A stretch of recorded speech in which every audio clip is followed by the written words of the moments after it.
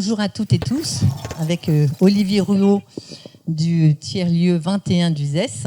J'ai le plaisir de vous accueillir dans cet atelier. Donc, moi, je suis Odile Kirchner, la présidente cofondatrice du tiers-lieu citoyen du bassin de Thau, qui s'appelle La Palanquée, à Sète.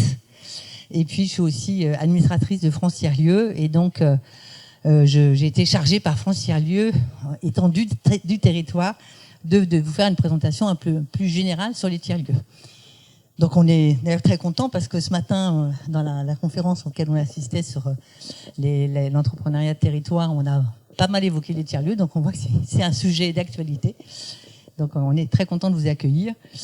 On regrette pour vous que vous ayez un temps pas du tout sétois, mais on espère que vous allez avoir de l'intérêt à la présentation. Alors, les tiers-lieux, je crois que vous êtes tous conscients qu'il y a une vague d'intérêt très très forte pour les tiers-lieux. Je pense qu'il y a un vrai mouvement de fond. C'est pas une bulle spéculative, parce que le spéculatif c'est pas du tout la culture et l'objectif des tiers-lieux. Mais c'est vrai que on a vu se développer, et notamment en France depuis une dizaine d'années, on va dire une quinzaine d'années, un nombre important de tiers-lieux en France. Donc que France Tiers-lieu a cherché à quantifier, sur lequel il a aussi cherché à apporter des données qui nous manquaient beaucoup, et grâce à ce qu'on a appelé le grand recensement des tiers-lieux. Et en fait, c'est un produit du premier confinement, parce que quand on s'est retrouvé à travailler en visio en mars-avril 2020, on s'est dit c'est le moment de lancer cette grande enquête qui va apporter des données qui permettent évidemment d'avoir un autre regard sur ce phénomène de tiers-lieux. Donc on comptabilise aujourd'hui 2500 tiers-lieux en 2021, avec, j'en parlerai après, une politique soutenue. Ce qui est surtout très important, c'est que ces tiers-lieux ne se développent pas que dans des métropoles. Il y en a 52% maintenant, donc une majorité de tiers-lieux qui sont dans des zones rurales ou dans des zones de petites villes.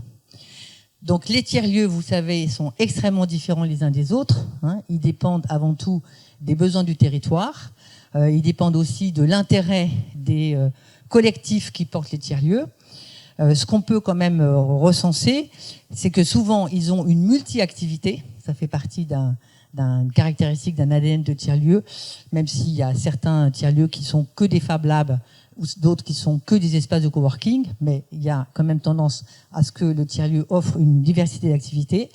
Et les statistiques montrent quand même que beaucoup se construisent au départ à partir d'espaces de travail partagés, parce qu'il y en a 75% qui ont des coworking, 30% qui ont des Fab Labs et des ateliers de fabrication numérique, 27% qui sont des tiers-lieux culturels, 19% des ateliers artisanaux partagés, 17% ont des laboratoires d'innovation sociale, 14% des cuisines partagées, des food labs, et 9% d'une thématique plutôt alimentation durable, jardin partagé. C'est d'ailleurs une thématique qu'on voit prendre de plus en plus d'importance, que d'avoir ce qu'on appelle d'ailleurs des tiers-lieux nourriciers. On aurait pu aussi vous faire une statistique sur la structure juridique. Donc il y a des tiers-lieux qui souvent sont associatifs. Il y en a beaucoup qui prennent la forme de sociétés coopératives d'intérêt collectif, des SIC. Il y en a qui ont les deux. Il y en a qui sont des sociétés, des SAS, donc des structures économiques complètement classiques. Et pourquoi ? Parce que ils sont à l'initiative de porteurs de projets très diversifiés qui vont de collectifs d'habitants, de citoyens, d'acteurs économiques. C'est quand même une grande majorité, mais dans certains cas, c'est une initiative d'une collectivité publique, notamment dans les zones rurales. On verra si ça prend toujours ou pas le caractère d'un tiers-lieu. Et quelquefois, c'est quand même aussi une initiative, on va dire, purement business, avec un réseau de coworking ou une offre de Fab Lab qui va chercher à apporter une offre de service sur le territoire, mais avec un esprit de rechercher avant tout à pouvoir avoir une rentabilité dans ce service. Donc, des acteurs très très diversifiés. Et finalement, moi je trouve, je sais pas ce que tu en dis Olivier, mais moi je trouve ça assez positif qu'on ne cherche pas à enfermer les tiers-lieux dans une définition commune, que ça soit un vaste champ ouvert. Il y a un ADN commun qu'on va décrire, mais c'est à mon sens très important qu'il y ait pas, on cherche pas à les faire entrer dans des cases. Les tiers-lieux, c'est l'anticase. C'est la capacité de réunir une dynamique collective de coopération pour construire quelque chose d'utile au territoire. Alors là, on voit bien que ce développement de 2500 tiers-lieux en France irrigue toutes les régions. Et en Occitanie, on en a à peu près maintenant 170. Et il irrigue toutes les régions parce que, et ça je veux le souligner, il a pu s'appuyer sur une politique publique très offensive sur les tiers-lieux. L'État, notamment, mais il y a aussi des régions suivies par l'État et suivies par d'autres régions, des comités de communes, comprennent l'intérêt des tiers-lieux comme levier de développement territorial. Et donc l'ANCT, à partir de 2018, à la suite d'un rapport sur ce sujet, a mis en place une politique très active et ambitieuse pour permettre le développement de tiers-lieux, avec un programme d'accompagnement de financement de 300, ce qu'ils ont appelé fabriques de territoire. C'est le programme qui s'appelle Nouveaux lieux, nouveaux liens. 300 fabriques de territoire, dont les premiers sélectionnés étaient des fabriques numériques de territoire, avec une dimension numérique forte et une localisation dans les quartiers prioritaires de la ville. Donc là, Palanquet, nous avons été sélectionnés dans ce programme-là. On était 34, je crois, fin 2019. Et surtout, ce qui était très innovant dans cette politique, c'est que l'État a accepté de financer des tiers-lieux en émergence. Vous savez, très souvent, et vous le savez, comme acteur de l'accompagnement à la création d'entreprise, les subventions publiques, elles sont réservées aux entreprises qui ont 2 ou 3 ans d'existence. Donc, quand vous avez besoin de créer un tiers-lieu, c'est avoir une équipe de salariés. C'est très, très difficile de lancer ça uniquement avec des bénévoles. Bon, pour ça, il faut avoir des financements pour pouvoir embaucher les premiers salariés. Et ça a été une spécificité de ce programme, avec des montants conséquents, accompagner l'émergence, des montants conséquents, parce que les fabriques numériques ont eu un financement de 250 000 euros, et les fabriques de territoire ont un financement de 150 000 euros. Et troisième élément, sur 3 ans. Sur 3 ans. Ça, c'est fondamental pour réussir à créer un tiers-lieu. C'est aussi le cas de la financement de la région Occitanie. On a des financements sur 3 ans qui permettent de ne pas passer son temps à aller chercher des nouveaux financements chaque année pour tous les projets, de s'installer dans la durée et de construire dans la durée. Alors, les 5 éléments caractéristiques d'un tiers-lieu. Donc, ils sont très diversifiés, c'est vrai. En termes de positionnement, ça va du tiers-lieu qui est exclusivement, on va dire peut-être alternatif et centré sur l'idée de commun, jusqu'à les réseaux de coworking qui sont quand même très très business. Donc un large éventail de positionnement et de philosophie. Les tiers-lieux, c'est pas des salles des fêtes. Dans l'intervention ce matin, on avait Bénédicte Dupré d'ADEFPAT qui nous disait, nous, on croule sous les demandes de Comcom ou de communes de créer un tiers-lieu. C'est un peu l'idée des salles des fêtes. Non, c'est pas des salles des fêtes, parce que c'est pas que des lieux. Un tiers-lieu, c'est une communauté. S'il n'y a pas de communauté, il n'y a pas de vie et de dynamique créée par le tiers-lieu. Alors, on essaie de résumer les 5 éléments communs de l'ADN. Un entrepreneuriat de territoire. Donc, beaucoup de tiers-lieux se créent autour de la volonté de créer de l'activité économique, du développement sur le territoire. Ça peut être de manière générale ou sur un ciblage sectoriel. Par exemple, l'altropisme de Montpellier qui est sur les industries créatives et culturelles. Mais toujours, il y a l'idée d'entreprendre localement et de favoriser l'émergence de l'entrepreneuriat d'entreprise par de l'entraide et de la mutualisation entre pairs. Deuxième caractéristique, c'est qu'on va chercher à innover, à apporter des innovations sociales et à expérimenter. Donc c'est des lieux de créatifs, c'est des lieux qui sont dédiés à la pratique, c'est des lieux qui encouragent le do-it-yourself, c'est des lieux évolutifs et adaptables et qui vont justement chercher à favoriser l'émergence de projets hors cadre. Le troisième caractéristique, c'est que ce sont des lieux qui sont en co-construction, qui sont appelés d'ailleurs à évoluer. Et cette co-construction, c'est grâce à la création d'une communauté de résidents, d'usagers. C'est évidemment encore plus fort quand le lieu est porté par un collectif d'habitants, mais qu'on travaille sur un apport de coopération, de libre de contribution, et c'est ensemble, enfin tout l'aspect de construire ensemble une vie sociale est absolument indispensable pour l'âme et l'évolution de ce lieu. Le quatrième caractéristique, je le disais tout à l'heure, c'est que très souvent, on va chercher à hybrider les activités, donc à mêler à la fois de l'économique, de l'écologique, de l'activité d'utilité sociale, et qu'à partir de là, on va construire un modèle économique où on va allier de la subvention publique, souvent absolument indispensable pour démarrer, mais ensuite, on va aller chercher des recettes privées par l'activité du tiers-lieu ou par l'offre de services qu'ils vont pouvoir chercher à dispenser. Donc, c'est comme ça que les tiers-lieux font des offres de formation, d'ingénierie de projet. Bon, il y a évidemment les coworking, les Fab Labs qui sont des services qui sont rémunérés par les usagers, mais également, ou du prototypage. Mais très souvent aussi, dans les tiers-lieux, il y a un espace de restauration qui est fondamental à créer de la convivialité dans le lieu, pour qu'il soit un espace de rencontre et d'échange, mais c'est aussi un rôle important dans le modèle économique. Et puis enfin, mais on aurait pu le mettre en premier, ce sont la caractéristique d'ouverture à tous et de convivialité qui forge l'âme d'un tiers-lieu. Et c'est avant tout un lieu dans lequel on va évidemment faire ensemble, favoriser de faire ensemble, mais pour ça, favoriser des rencontres et des échanges. Et je crois que c'est vraiment les interactions sociales imprévues qui font la valeur d'un tiers-lieu. Donc la valeur d'un tiers-lieu, elle se construit progressivement par sa communauté, par tout ce qu'elle réussit, ce que la communauté réussit à apporter aux uns aux autres, et on a évidemment un effet d'entraînement, mais aussi par cette capacité de rencontres complètement imprévues et de mixité sociale. Et pour nous, à 7, on cherche aussi à travailler sur la mixité intergénérationnelle, puisqu'on est implanté dans le quartier prioritaire de la ville, centre-ville, où il y a beaucoup de seniors isolés. Ce qui n'est pas facile, mais c'est vraiment un objectif. Alors, cette définition des tiers-lieux qui m'avait été préparée par France Tiers-Lieux, moi je la partageais complètement, je ne sais pas si tu la partages Olivier, mais je trouvais qu'elle était juste un petit peu trop institutionnelle. Et il n'y avait pas assez le côté hors cadre, il n'y avait pas assez le souffle et l'âme du tiers-lieu.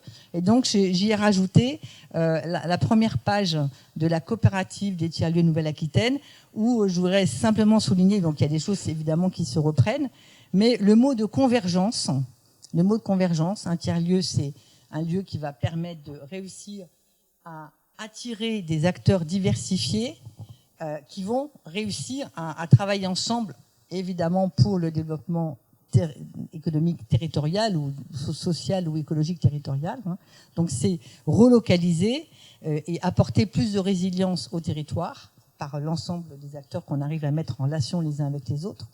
Et puis moi je pense aussi qu'il y a une dynamique qui est très très importante dans les tiers-lieux, c'est les communs. Non seulement les tiers-lieux portent le fait de créer des communs, c'est-à-dire mettre toute la valeur qu'ils créent au service de tous de manière gratuite. Donc c'est l'open source, mais c'est aussi la documentation des projets qui sont mis en ligne pour tout le monde. C'est une obligation pour les Fab Labs, mais c'est aussi le cas sur d'autres de création de valeur. Et cet esprit de commun, de développer le partage et cette notion de commun. Alors, la fréquentation des tiers-lieux, quelques chiffres. Donc 2,2 millions de personnes qui sont entrées dans des tiers-lieux pour réaliser des projets, 4 millions de personnes qui ont assisté à des événements culturels, 150 000 personnes qui y travaillent, donc on voit quand même que c'est un phénomène qui prend de l'ampleur, avec des publics assez diversifiés qui vont évidemment beaucoup d'indépendants à travers le coworking, pour l'offre de coworking et de Fab Lab, des créateurs d'entreprises, des salariés en télétravail, des jeunes étudiants et aussi des personnes en recherche d'emploi. Ça, c'est une dimension très importante, avec dans un certain nombre de cas des initiatives, des expérimentations pour vraiment faire du tiers-lieu un accompagnement de demandeurs d'emploi en termes de restaurer plus de confiance en eux et ouvrir un petit peu le champ des possibles sur les perspectives. Donc les tiers-lieux sont au cœur des transitions. J'ai essayé d'aller vite parce que je pense que c'est très important qu'on ait un temps d'échange. Donc on va essayer vraiment de se tenir à une demi-heure pour qu'on ait un quart d'heure d'échange. Donc ces tiers-lieux, je le disais, ils ont sur toute ils ont des positionnements, on va dire, politiques différents. Hein. Donc, quand je disais, ça va de l'alternatif très centré sur les communs au business. Mais derrière, il y a quand même toujours, hein, et c'est ça quand même, moi je pense, qui est très important dans ce qu'apporte sur le territoire. Ils sont vecteurs et leviers de transformation d'un territoire. Ils veulent apporter d'autres façons de travailler, de produire, de consommer, tout le développement des circuits courts, de l'alimentation durable. Ils sont centrés sur un apprentissage par le faire. Hein, donc ça veut dire aussi qu'ils sont leviers de formation, avec une formation qui est tout au long de la vie, hein, qu'on en sorte de cette vision, on se forme au début, et puis ensuite on travaille, et ensuite on est à la retraite. Ils ont évidemment un levier, ils sont un levier énorme sur tout ce qui concerne la compétence numérique, ça c'est encore plus le rayon d'Olivier qui en parlera. De plus en plus, ils sont à la source de développement d'ateliers de fabrication locale. Ils ont une dimension écologique, hein, même si c'est pas un tiers-lieu qui est centré en termes d'offres de services sur l'écologie. Presque tous, ils travaillent sur des éléments nouveaux et une dynamique dans le territoire sur la transition écologique, l'alimentation durable, la culture, énormément de tiers-lieux, je disais qu'il y avait une dimension culturelle. Soit ils sont centrés sur des activités culturelles, soit ils utilisent, entre guillemets, même si c'est pas un mauvais mot, toute une process d'activité culturelle et d'offres culturelles, parce que c'est extrêmement fondamental pour mobiliser la population autour de projets communs. Il faut revivre aussi des territoires grâce à cette offre culturelle. Et évidemment, ce sont des acteurs et des vecteurs de lien social de proximité et d'innovation dans le lien social. Alors, on a choisi quelques statistiques un peu plus pointues sur les sujets qui concernent l'accompagnement à l'action d'entreprise. Donc, la formation. 60% des tiers-lieux font de la formation. Ils font de la formation professionnelle. 24% sont organismes de formation avec des démarches de qualification. Ils font beaucoup de formation par le faire et donc de l'apprentissage entre pairs et de la montée en compétences par un transfert de savoir-faire informel, mais qui est réel et qui produisent beaucoup d'effets. Alors, ils dispensent soit des formations qu'ils produisent eux-mêmes, soit des formations qui sont produites par d'autres résidents. Et j'ai regardé un petit peu dans quelle thématique. Eh ben, on retrouve essentiellement le numérique, l'entrepreneuriat, la communication de masse et l'intelligence collective. Par exemple, toutes ces nouvelles démarches de design thinking, de design de service, il y a beaucoup de tiers-lieux qui apportent ça. Donc, c'est des tiers-lieux qui se positionnent aussi comme de l'ingénierie, en fait, apporteurs d'ingénierie de projets collectifs. Ça, c'est une dimension aussi qui est très importante. Deuxième thématique un peu ciblée, la fabrication locale dans les tiers-lieux. Donc, 49% des tiers-lieux sont concernés par de la fabrication et de la production. Dans ce chiffre, en fait, c'est 30% des tiers-lieux ont des Fab Labs ou des Makerspace ou des Hackerspace et 19% des ateliers partagés. Donc, c'est une dimension qui se développe sur la fabrication locale. Donc, c'est aussi des tiers-lieux qui peuvent rassembler, par exemple, comme Plateau Urbain à Lille, différents acteurs. Il y a 130 entreprises, je crois, à Plateau Urbain à Lille, dans le domaine du textile, de la mode, du design, etc., où ils rassemblent tous ces entrepreneurs et ils vont favoriser la création de chaînes de valeur et la dimension écologique et responsable de ces productions, vers des évolutions de ces productions-là. Donc, ils sont, quand on regarde sur quel type d'activité ils produisent, on trouve essentiellement de l'impression 3D, de la réparation et du réemploi, donc on retrouve le thème d'acteurs de la transition écologique, et de la menuiserie et de l'artisanat d'art. Bon, mais je crois que vous avez tous en tête aussi le fait que les tiers-lieux et les Fab Labs ont prouvé leur créativité et leur frugalité, leur capacité incroyable de réaction au début de la crise sanitaire, quand ils se sont mis à produire ce qui nous manquait, c'est-à-dire on n'avait pas de masque, et donc ils se sont mis à produire des milliers de visières anti-projection, aussi d'autres matériels médicaux manquants au début de la crise sanitaire début 2020. Je crois que ça a permis à beaucoup de monde de comprendre ce que c'est qu'un Fab Lab et à quel point ils ont cette capacité de réactivité. Et parce qu'ils travaillent en partage, parce qu'ils génèrent des communs, parce qu'ils travaillent en réseau, les quelques-uns qui ont commencé à s'emparer du sujet et à inventer des façons de fabriquer des visières anti-projection, eh ben ça se diffuse à toute vitesse grâce à cet esprit de travail en réseau et d'entraide les uns avec les autres. Alors, 2 dernières slides de chiffres. Donc, évidemment, les tiers-lieux sont des créateurs d'emplois et ils accompagnent la création d'activités. 20% ont des services d'incubation, 17% ont une PPE entreprise. Et là, on trouve évidemment 68% des tiers-lieux sont des moteurs de développement du télétravail.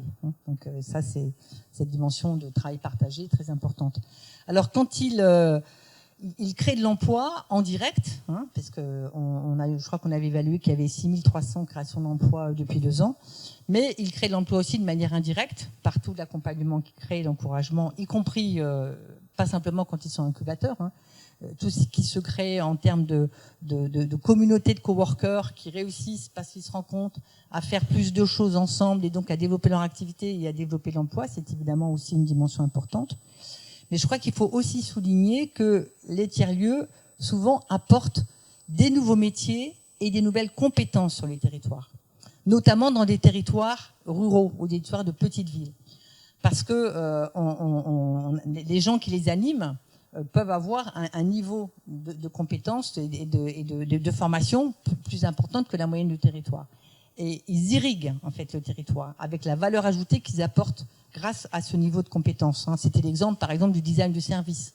Bon, quand on a des compétences dans un tiers-lieu qui savent travailler avec la conception d'un service, avec cette méthodologie, ben, ça apporte énormément dans le dialogue avec les pouvoirs publics par exemple. Donc il y a vraiment aussi cet apport de nouvelles compétences. Et puis, ils peuvent jouer aussi le rôle de tremplin vers l'emploi dans l'accueil qu'ils font avec les demandeurs d'emploi. Et puis enfin, eh ben, les tiers-lieux sont souvent en lien avec, évidemment, les acteurs économiques. 52% d'entre eux disent avoir des liens précis avec des entreprises et des acteurs économiques du territoire, soit avec 2 types de partenariats, des co-développements de projets, ou bien 20 à 40% et 20% des financements apportés par ces entreprises, et puis enfin des entreprises qui sont associées à la gouvernance et à la programmation d'activités d'événements dans le tiers-lieu. Donc un lien évidemment de plus en plus étroit qui se développe entre tiers-lieux et autres acteurs économiques. Alors 3 slides sur la palanquée. Bon, après c'est plutôt pour vous donner envie. D'abord, merci. On organise une visite vendredi après-midi pour ceux qui, avant de prendre leur train, parce qu'on n'est pas loin de la gare, vont pouvoir venir visiter la palanquée. Donc, merci à eux. C'est Camille chez nous qui les accueillera parce que moi, je serai pas disponible. Alors, la palanquée, c'est un tiers-lieu citoyen du bassin de Thau porté par un collectif d'habitants et d'acteurs économiques qui actuellement on est hébergé, vous voyez, dans cet bâtiment là des années 60, ancien conservatoire de musique qu'on a peint aux couleurs de la palanquée, et on est en parallèle en train de préparer la rénovation d'un bâtiment de 800 mètres carrés au centre-ville de Sète, qui est tout à côté de la grande esplanade de Sète, la grande place de Sète où il y a le cinéma, dans lequel on pourra emménager en septembre 2022. Donc, on a défini collectivement notre raison d'être par la phrase suivante. La palanquée tiers-lieu citoyen du bassin de Thau inspire et accompagne vos initiatives économiques, écologiques et solidaires par la découverte et le faire ensemble. Donc, l'origine du projet, c'est effectivement d'apporter sur ce territoire un souffle, une dynamique entrepreneuriale dans les domaines de la transition écologique et de la solidarité et de l'innovation sociale, faire naître avec les ressources du territoire et pour les besoins du territoire des nouvelles entreprises dans ce domaine-là, parce qu'il y en a très peu qui naissent spontanément et qu'on a bien pris conscience du fait qu'il fallait créer un écosystème favorable avec les acteurs de l'accompagnement déjà présents, mais créer cette offre et ce lieu de convivialité, d'apprentissage et de partage pour pouvoir porter ce souffle de nouvelles entreprises dans ce domaine-là. Donc c'est l'origine du projet La Palanquée. Pour ça, on a pu se développer parce qu'on a été fabrique numérique du territoire fin 2019, et ensuite on a obtenu le soutien de la région Occitanie, et d'autres acteurs privés et publics, mais également aussi un soutien de cette Agropole Méditerranée. Donc on a créé, à côté de l'association qui portait le projet au départ, une société coopérative d'intérêt collectif avec 13 associés, dont des acteurs de l'accompagnement, co-porteurs du projet, cofondateurs du projet dès le départ, la BGE Est Occitanie, France Active Verdi et la CE Créalide, qui sont associés de la SIC, co-porteurs du projet, membres du comité de pilotage du projet. Donc c'est vraiment un projet qui est né de cette dynamique de coopération. Et on a convaincu l'intérêt de cette Agropole Méditerranée de l'intérêt du projet, qui donc a accepté de s'associer dans la SIC, donc et d'apporter la moitié du capital, mais de n'avoir que 25% des droits de vote, donc de laisser la gouvernance du projet aux mains des initiateurs du projet et des salariés, des résidents. Donc c'est vraiment un projet citoyen accompagné par les pouvoirs publics locaux. Alors qu'est-ce qu'on trouve à La Palanquée aujourd'hui? Je vous ai mis une photo dans les bâtiments actuels, donc je vais aller vite parce que ça sera beaucoup mieux de le montrer sur place à ceux qui sont intéressés. Donc on a un axe montée en compétences numériques. Donc on a créé un Fab Lab. Bon, on y retrouve tout ce qu'on peut trouver dans les Fab Labs. Notre originalité, c'est d'avoir compris très vite que il fallait aussi avoir un Fab Lab mobile. Il fallait avoir un camion dans lequel on met les machines et on va dans les communes, au-devant des habitants, des enfants, des collèges, des entreprises, des mairies, pour apporter le Fab Lab dans les communes, parce que tous les habitants du bassin Thau vont pas venir à Sète, même pour pouvoir découvrir ces machines. On a une question à la fois de mobilité sur le territoire, mais aussi d'intérêt pour le tiers-lieu. Si on veut être tiers-lieu citoyen du bassin de Thau, il faut apporter des offres de services directement auprès des différentes communes. Ensuite, on a créé un coworking, bien sûr, et on anime une communauté de coworkers. On a aussi une offre de salles de réunion, de location de salles de réunion et de formation et d'accueil d'ateliers éducatifs et culturels. Et puis, on a créé, ce qui n'existait pas non plus sur le territoire, un incubateur de projets. Donc, on a déjà lancé une pré-incubation. On a 5 projets en pré-incubation et après, on aura un cycle d'incubation en centrant les projets qu'on accueille sur la transition écologique et l'innovation sociale. Et là, l'idée, si vous voulez, ce que je mettais un peu, c'est de créer un véritable parcours d'accompagnement à la création d'entreprise dans ce domaine de transition écologique et d'innovation sociale, parce qu'on pense qu'il y a des ressources, mais en fait, c'est en offrant un parcours complet, accompagné, que cette ressource potentielle vont pouvoir s'exprimer et que les différentes personnes potentiellement porteuses de projets vont pouvoir avoir confiance et se sentir prêts à franchir le pas de la création d'entreprise. Donc on a tout un programme qui commence par des soirées inspirantes sur un sujet précis, réemploi, lien intergénérationnel, faire témoigner des créateurs d'entreprises qui expliquent très concrètement ce qu'ils font et comment ils l'ont fait, montrer le champ des possibles et donner confiance on est capable de le faire. Ensuite, on fera ce qu'on appelle des soirées créatives, qui est un peu la démarche start-up de territoire. On réunit la population dans une commune face à 5 grands défis, on les fait travailler et on fait émerger des idées de nouvelles solutions face aux défis.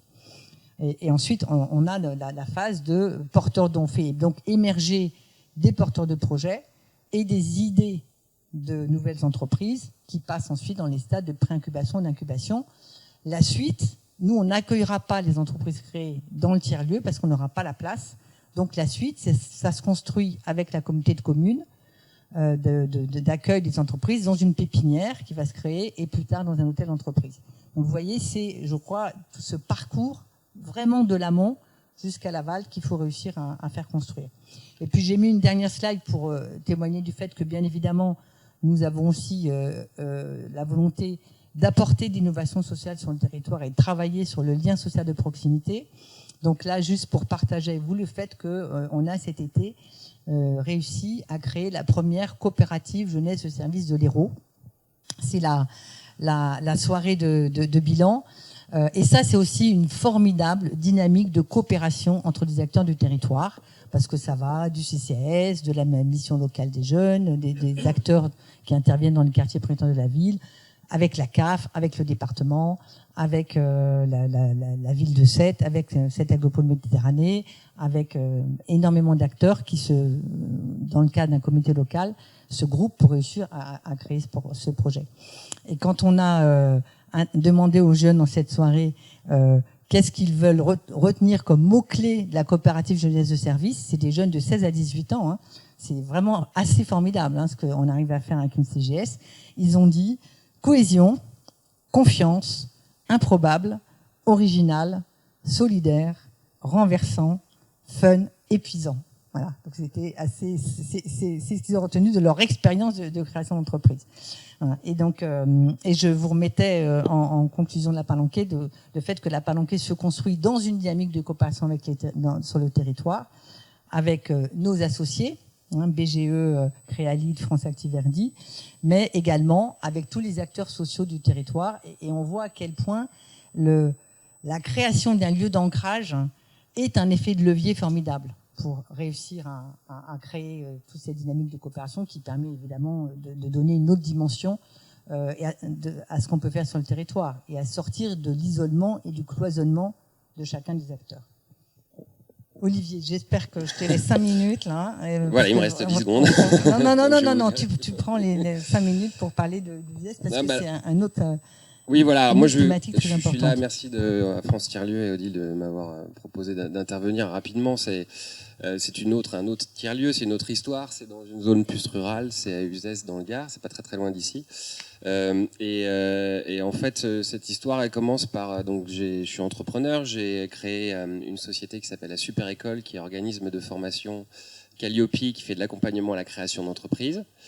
Voilà, et j'avais des bureaux à Uzès, et en fait, des porteurs de projets m'ont demandé de rester, certains d'entre eux, pour développer leur activité. Donc, c'est de l'accompagnement long cours, et tout ça, de manière très rapide, a fait un tiers-lieu. Voilà. Donc, c'est de dire aussi que les acteurs de l'accompagnement, souvent, sont porteurs de tiers-lieux, mais un peu de manière, c'est un peu dans l'air du temps. Il faut qu'on en fasse un. Il y a des financements à aller chercher. Parfois, nous, on savait pas du tout que ça allait s'appeler tiers-lieu. On s'est appelé tiers-lieu parce qu'il y avait un appel à projet de France Tiers-lieu, enfin de l'État, pardon, de l'ANCT, pour récupérer des sous. Donc, on a été très opportuniste sur le nom. Mais dans la réalité, depuis 2017, on fait un tiers-lieu, c'est-à-dire exactement les définitions qui ont été données juste avant, avec des activités très différentes en zone rurale où il y a un besoin d'être ensemble, il y a besoin de développer son réseau, il y a des nouveaux arrivants, etc., etc., etc. Aujourd'hui, le tiers-lieu à Uzès, voilà, vous avez tous les éléments là. Il y a trois lieux, mais ce qui est intéressant, c'est que il y a 20 entrepreneurs, entreprises résidentes, que c'est 20 entrepreneurs et entreprises et associations aussi qui sont avec nous, génèrent donc de manière permanente. Voilà. Après, il y a des occasionnels sur du coworking parce qu'on dépanne pas mal, mais c'est pas notre modèle. Notre modèle, c'est vraiment d'avoir du résident, c'est-à-dire des gens qui s'inscrivent dans la durée. Ils génèrent 500 000 euros de chiffre d'affaires par an. Voilà. Et ça, c'est la preuve aussi que les réseaux des uns alimentent aussi le réseau des autres, parce que des exemples, je pourrais vous en donner à foison. Initiative complètement privée, donc avec des subventions publiques aussi pour amorcer, tu l'as dit, c'est-à-dire pour structurer une association, pour faciliter l'utilisation, l'obtention d'outils. Par exemple, grâce à l'association, on a pu récupérer plein de licences de Microsoft Office. Vous voyez, des dispositifs qu'on n'aurait pas pu avoir accès chacun dans notre coin, on les a mis en commun. Donc c'est un peu cette mise en commun. L'association aujourd'hui, elle a 6 salariés. Tu l'as dit, on travaille beaucoup sur le champ numérique. Encore une fois, retour d'expérience de terrain. Beaucoup de gens qui ont du mal à utiliser les ordinateurs, les logiciels. Donc, on a proposé collectivement une offre. Et puis, en fait, de fil en aiguille, on fait des ateliers toutes les semaines. Donc, voilà. Donc, tout se fait de manière très empirique, en fait. Voilà. Donc c'est ce que je trouve intéressant, en tout cas comme témoignage. Voilà le type de public, le type d'activité. Donc bon, je vais pas redire ce qui a été dit. On se situe bien dans le réseau France Tiers-Lieux parce que ouais, ça nous parle tout ça. Peut-être un point sur la marketplace des commerçants, parce que ça c'était pendant le confinement. On savait que beaucoup d'associations de commerçants essayaient de mettre en place des click and collect, et donc du coup nous, et tu l'as dit tout à l'heure, la force du tiers-lieu, des tiers-lieux, c'est aussi les compétences qu'on peut y trouver. Je parle plutôt en zone rurale, en l'occurrence, c'est très important parce que il y a beaucoup de compétences, notamment en termes de codage, informatique, pour ne parler que de ça, qui n'existent pas à la campagne. En tout cas, c'est beaucoup moins présent. Donc ça nous a permis, avec toutes nos compétences, de mettre en place une marketplace, donc un mini Amazon local, qui marche très très bien et qui a fait des petits, parce qu'en fait il y a d'autres territoires qui ont vu ça et qui se sont dit c'est intéressant. C'est une marketplace qui est pas un site de e-commerce en fait. Il y a 70 commerçants sur la marketplace et les gens peuvent faire un panier avec plusieurs produits de plusieurs commerçants et avoir un seul système de paiement et un seul système de livraison. Donc on a vraiment fait un truc qui est assez intéressant. Et donc voilà, typiquement les projets communs portés par la structure associative, donc par le tiers-lieu. Bon, après il y a plein de épicerie sociale et solidaire, ruche d'art. Bon, on pourrait en parler pendant des heures. Voilà le petit témoignage. Super, je crois que... Alors, en dernière slide, je vous avais simplement mis, mais vous avez sûrement entendu qu'il y a une actualité très forte fin août, puisque le Premier ministre, avec d'autres ministres, a annoncé 2 nouvelles mesures pour le tiers-lieu, suite à la parution du rapport de France Tiers-Lieu, qui est vraiment une mine de renseignements, parce que donc je vous invite vivement à aller charger sur le site de France Tiers-Lieu, parce qu'il y a beaucoup d'exemples de tiers-lieux, donc c'est très très inspirant. Donc c'est toujours très utile finalement d'avoir quand même. Alors c'est évidemment mieux de le lire en papier, hein, mais je pense que France Tiers-Lieu pourra l'envoyer quand même si on en sollicite, parce que c'est un document qu'on a envie d'avoir sous la main chaque fois qu'on cherche des nouvelles idées. Donc dans les 5 grandes mesures qui ont été annoncées, c'est le développement de manufactures de proximité, c'est-à-dire de favoriser de la relocalisation de production et des ateliers communs avec des partages de mutualisation d'outils. Donc des lieux qui permettent d'accueillir les artisans qui vont partager ces outils, un appui à la développement de formation professionnelle dans les tiers-lieux, une mise en œuvre, un appui aussi pour accueillir des services civiques dans les tiers-lieux, et idem pour des conseillers numériques, parce que il y a un programme de soutien à développer des conseillers numériques de France Service, et qui vont pouvoir venir faire des formations dans les tiers-lieux, notamment, ou des animations, notamment avec les dispositifs de passe numérique.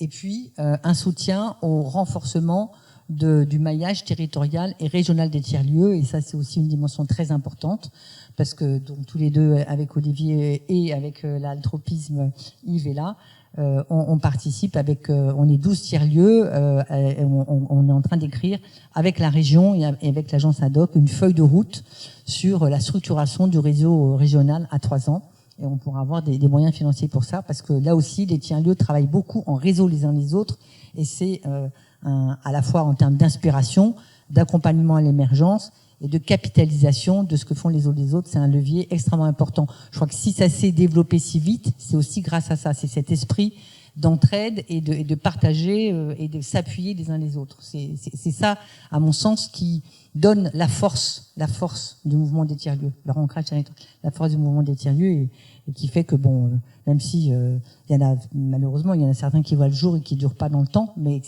c'est pas du tout une aventure facile, hein. Je voudrais juste finir en disant que c'est une aventure entrepreneuriale, hein. Créer un tiers-lieu, nous on a 5 salariés aussi. Moi je suis la PDG bénévole, mais c'est une vraie entreprise entrepreneuriale, hein. Donc il faut réussir à développer et à consolider son modèle économique. Des questions? Alors, est-ce que c'est ça qui permet de poser des questions? Merci. Bon, alors on va vous donner ça et on va partager ce micro. Merci beaucoup. Merci beaucoup. Je suis Mélanie Fournier du Pôle Action Média, qui est un cluster et une pépinière d'entreprise dans l'agglomération de Perpignan. J'avais 2 questions, donc une pragmatique, voir si on avait assez de recul aujourd'hui pour voir un petit peu quel était justement le taux d'occupation finalement des bureaux qui étaient alloués.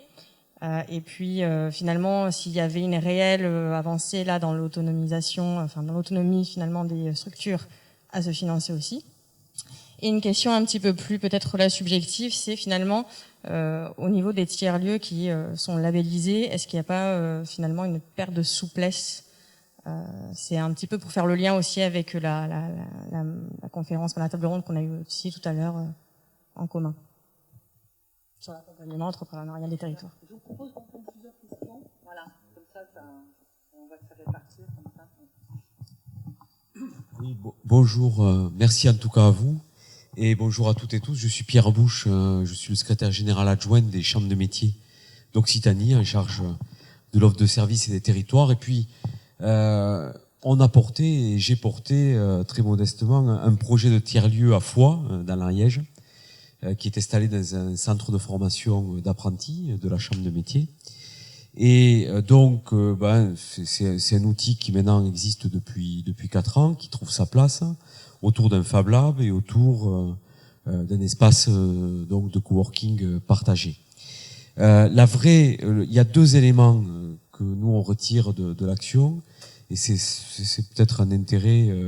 C'est d'abord sur le modèle économique, parce qu'aujourd'hui, s'il n'y avait pas notre établissement pour porter la dynamique, aujourd'hui, on n'arriverait pas à équilibrer du tout le modèle économique. Ça, c'est déjà un premier point, parce que le modèle économique, c'est essentiel, si on veut perdurer et assurer une pérennité. Et la deuxième question, c'est est-ce qu'il y a la possibilité d'échanger avec vous pour pouvoir mieux créer donc une notion de communauté, puisque nous, on a effectivement des personnes qui fréquentent le lieu, mais on a une vraie difficulté à le faire vivre en notion de communauté. Voilà. Donc là, moi, je suis preneur aussi pour échanger avec vous à côté. Voilà.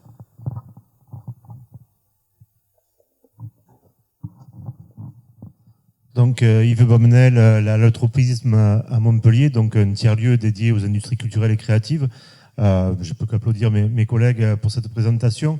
Nous, effectivement, la notion de communauté est essentielle. Donc c'est vrai que le travail en fait qu'on fait d'accompagnement à l'entrepreneuriat, il se fait, Illusion et Macadam, c'est la coopérative qui porte le projet et qui faisait de l'accompagnement depuis 20 ans.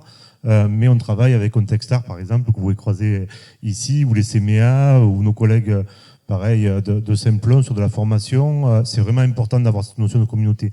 Je voudrais attirer votre attention, c'est peut-être un peu une réponse.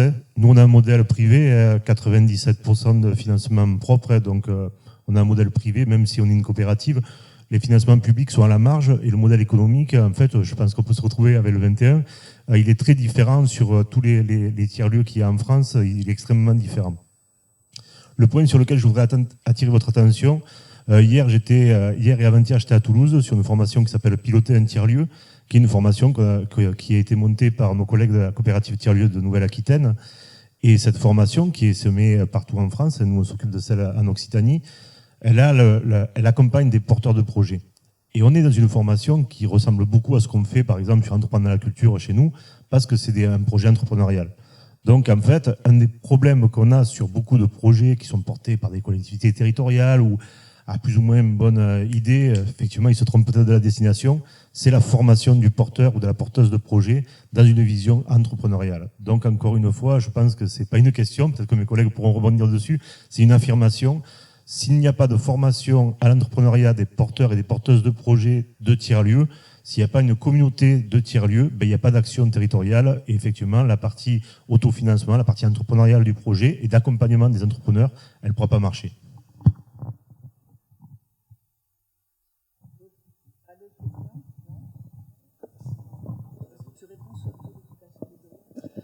Taux d'occupation, liste d'attente, voilà.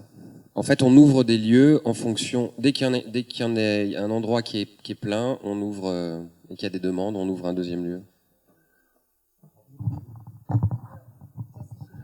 Oui, enfin chez nous, mais après le taux d'occupation national, ça je l'ai pas celui-là.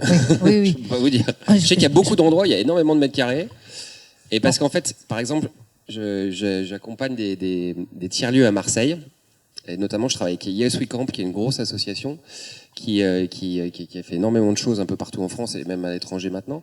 Et en fait, eux, ils récupèrent des énormes espaces et ils en font des lieux de vie, etc. Bon.